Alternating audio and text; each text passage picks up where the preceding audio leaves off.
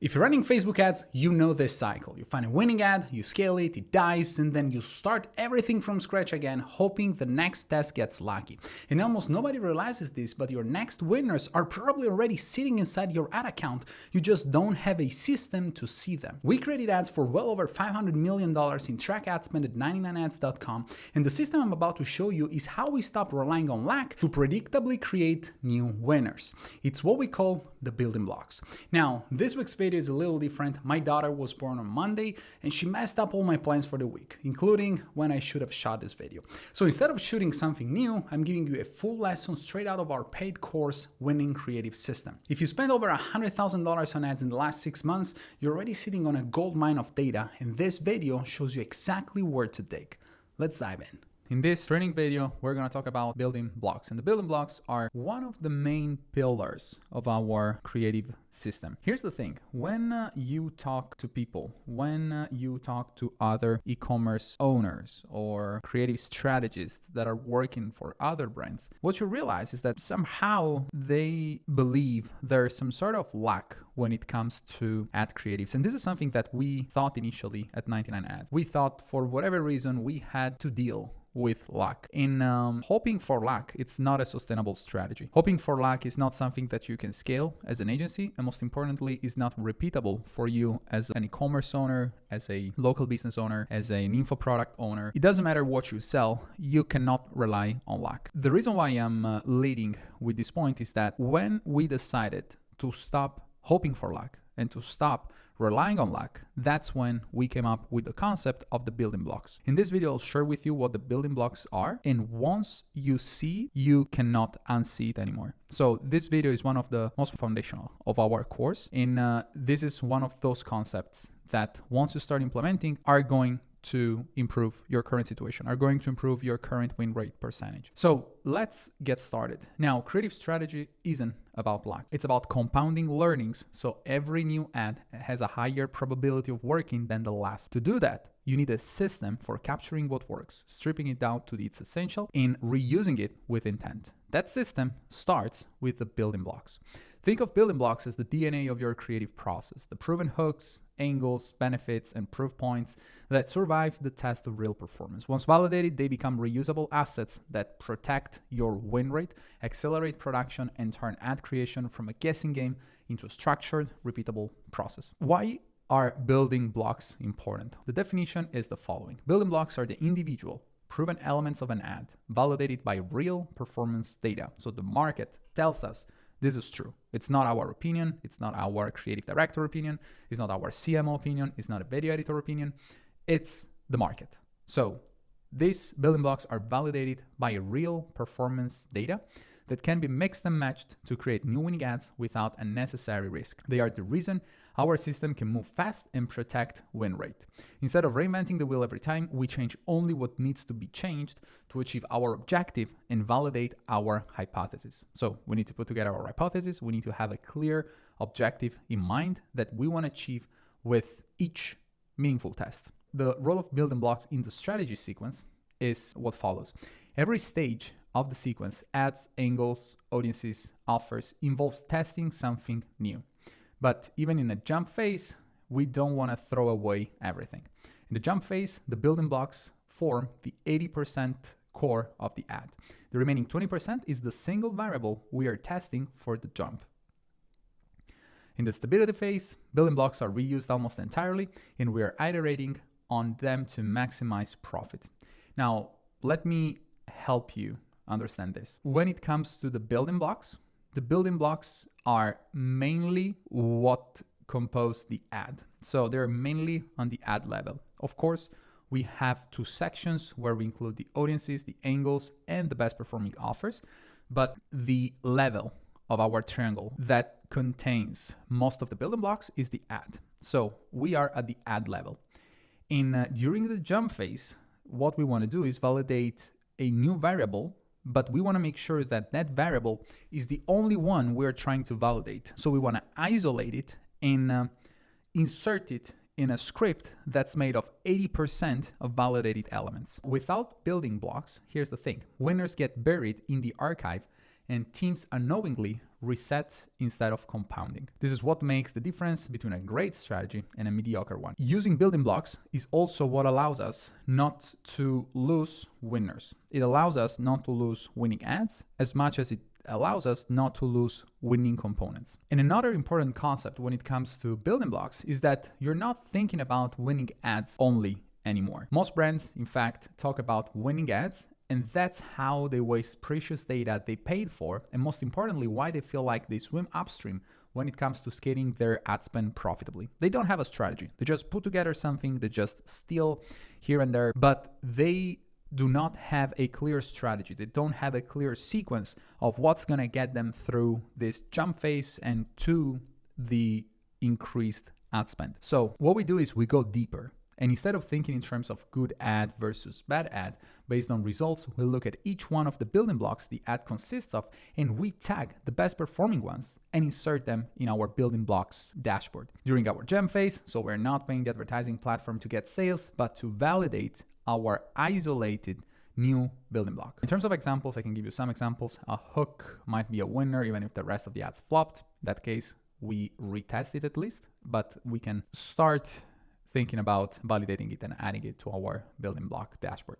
A specific benefit section might convert across multiple formats. A certain testimonial might lift results every time it's used. And by validating performance at the component level, we preserve and redeploy assets that consistently perform, even in completely new contexts. I can give you 1,000 examples of real life ads that we worked on and that they would never convert unless there was a very specific scene. That scene is a building block. That scene is something that you want to keep around. It's something that you want to keep using.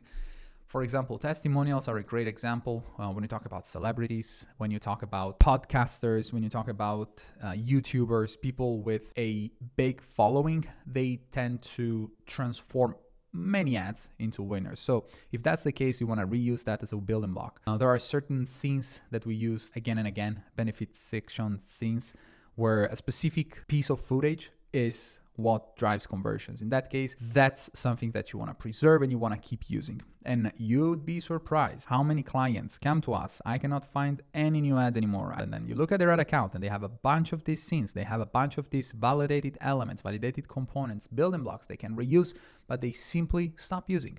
And that's not smart. So this is how we fix it. Now, we have two sources of building blocks. So when we want to find new building blocks and when we want to create our hypothesis, we have two sources to find new building blocks. And when we talk about sourcings, I'm talking about where the raw ideas come from before they're validated. So this is where we find new ideas that we want to test out and that hopefully once validated, we can add to our building blocks dashboard. Once our hypothesis is ready, once we know exactly what we are looking for, then we look for the least risky data source to validate it.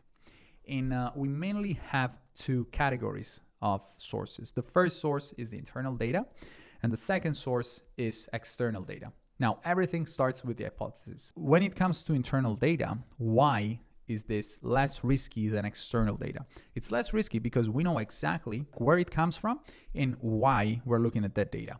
These are the most reliable pieces of information because they're rooted in the brand's own performance data and audience insights. So these are learnings that we're getting straight from our audience. These are learnings that we're getting straight from our ad account.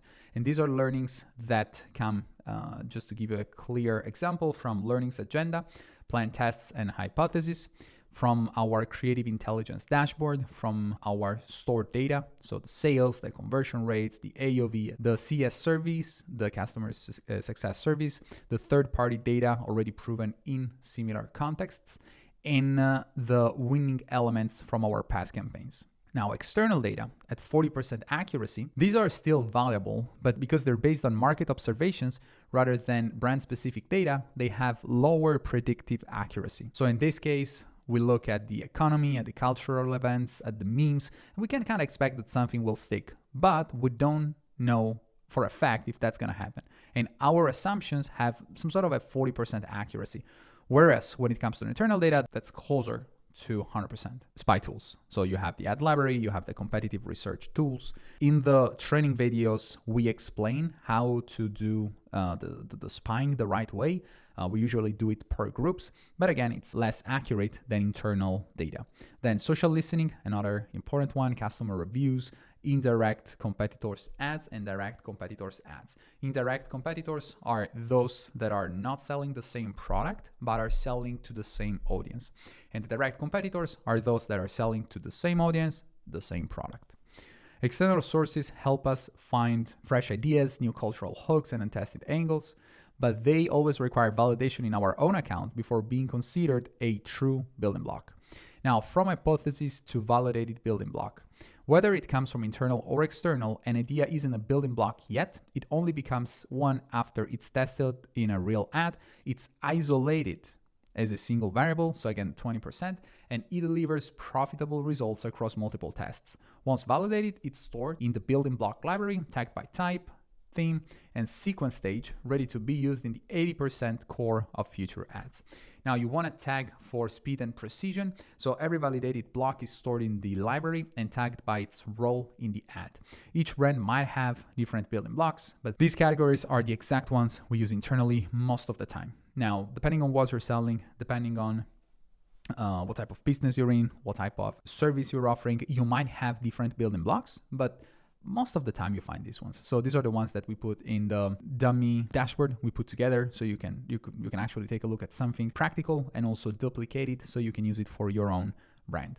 Now, audiences, the specific personas we can sell our product to, angles, the different ways we can sell our product in. Then we have building blocks like the most standards, problems, educate, failed alternatives, solution, benefits, results, the core messaging blocks that explain the pain, teach the viewer, dismantle other opinions, introduce the solution, show the benefits, and present the end result. Then we have objection handling. These are the elements that address reasons someone might not buy. Then we have social proof, testimonials, UGC reactions, press mentions, or case studies. And finally, we have call to actions, CTAs. This is the exact language and cues used to drive the click or purchase. Why does this matter? First, you don't waste time or money building from scratch. So it's just important to always start from something that's validated. You can isolate wins and losses to a single variable. Winners stay alive for months or years instead of being forgotten after one campaign. And then creative assembly becomes faster, more consistent, and higher probability.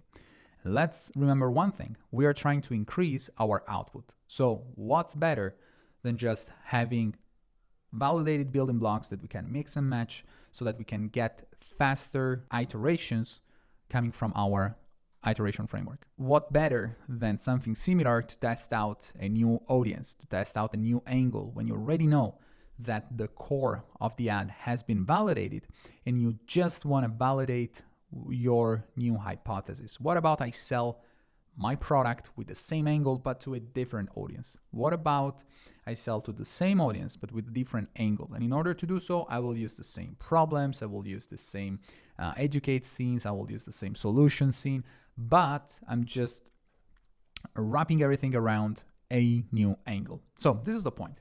Now, let me give you a walkthrough of what our building blocks dashboard looks like. Now, we do it on Milanote. For transparency, these are not actual building blocks. This is, obviously we could not share data, sensitive data that belongs to our clients. So we took one of the building blocks dashboard that we have for our clients, and then we asked GPT to redo all of the scripts one by one for another product in another category. So for that reason, just don't take it with a pinch of salt. You will have to recreate your own dashboard. But long story short, you have the audiences, you have the angles. These are the high level levers that we have when we're creating ads. So we want to validate as many audiences as possible, and we want to validate as many angles as possible. But the way we want to do it is by making sure that we are following the sequence. We don't want to open all of the audiences at the same time. We don't want to open all of the angles at the same time. Now, as we move forward, the first building block we have is the winning hooks. So here you have all of the hooks that are proven to work. Now, in this case, Again, we did not add the videos of our clients, but the reason why Milanote works so well is that you can add the actual video. So here, right next to goodbye chatting, hello volume, you can add the scene where the person is saying this. And this is the actual scene that's a validated building block. So once you have everything properly set up here in the building blocks dashboard, this is very impressive. And it's very good also for your creative strategist to go through this and get inspired, just like they get inspired on Iconic, right? Now, getting back to the building blocks, then we have the problems. The problems are part of one of the most popular formulas, the PAS, problem agitated solution. Problems are very good, and this is where you kind of want to drill the pain of your customers, depending on what level of awareness they are. You can use these problems in different ways, but this is where you put them together. And here again, you want to add the videos for each and every one of the winning building blocks. Then you have educate, same thing. Some are sharing scenes, other are discussing scenes. Then you have failed alternatives, solutions, benefits and features, results and outcomes, objection handling. You have social proof, and you have call to actions. So every time we're recreating new ads, we can always come here. Every time we have a new idea and we want to validate something new, 80% of our ad should come from these building blocks. 20% of our ad should be what we want to validate. And this is pretty much it. This is so important, not only to create new briefs, but also, and most importantly, to make sure you're not losing anything, to make sure you're not losing important building blocks that you paid for. And again, this is a dummy dashboard. Do not pay attention to it. But once you start having a lot of data, this is literally a vault of winning information for your brand. So every time your creative strategist needs to find new winners, this is where they go. This is the go-to. They just bookmark this page and they always keep it open every week when they are creating new briefs. So this is pretty much it for the building blocks.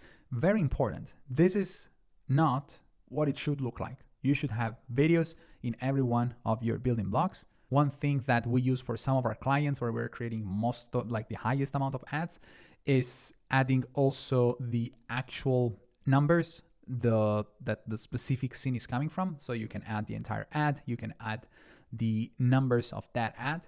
And this is something that helps you even understand how validated a certain building block is. And if you have already spent over $100,000 in the last 6 months, there's a lot of value. You're sitting on a gold mine when it comes to your ad account. So just open your ad account, fill this out, understand where your next winners are coming from, and please do let us know how we can help you. So this is it for this video. Go ahead and implement everything that I mentioned. If you have any questions, please let me know in the comment section.